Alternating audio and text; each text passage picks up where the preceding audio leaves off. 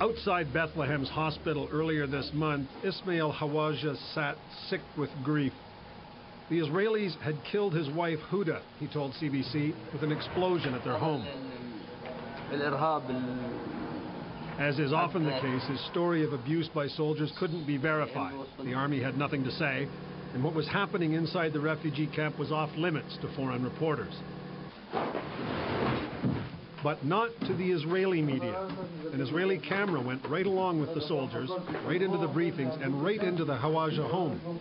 The army blew off the door and inside found Huda Hawaja mortally wounded on the floor. Ismail Hawaja clearly thought at that point his wife would live. He begged the army to let an ambulance through. There were delays. The camera captured the terror of the woman's young daughter and her brother's attempt to stop her from showing the soldiers her fear. After the mother was finally taken out, one of the soldiers spoke to the news crew. "I don't know what we're doing here," he said. "Purification, maybe. It's dirty here. I don't know why a good Hebrew boy should be here so far from his home." Another soldier said he approved of the operation and that it really wasn't so bad.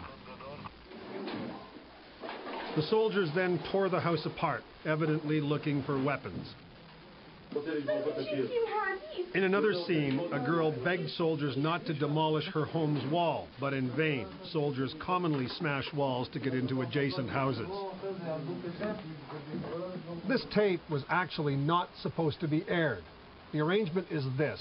All three networks here agree that if the army doesn't like what's filmed, the footage is never broadcast.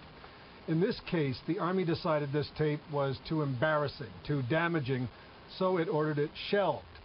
But this past weekend, Israel's Channel 2 decided to break the embargo, and the army and the government and a lot of viewers did not like what they saw. So, on the one this side, Israeli official, who strongly condemns Palestinian censorship, had this to say. I would have expected, a little bit more, I would call it self-censorship on the part of the Israeli media. Israel's second biggest newspaper splashed it all over page 1 today under the headline, "Gaffe." The army, after trying to suppress distribution of the pictures, expressed contrition for its soldiers' actions. Our action is so difficult to be done that it's, I would say, to the extremities of acceptance. And regarding the delay in evacuating Huda Hawaja, the army said this. It's a mistake. Neil MacDonald, CBC News, Jerusalem.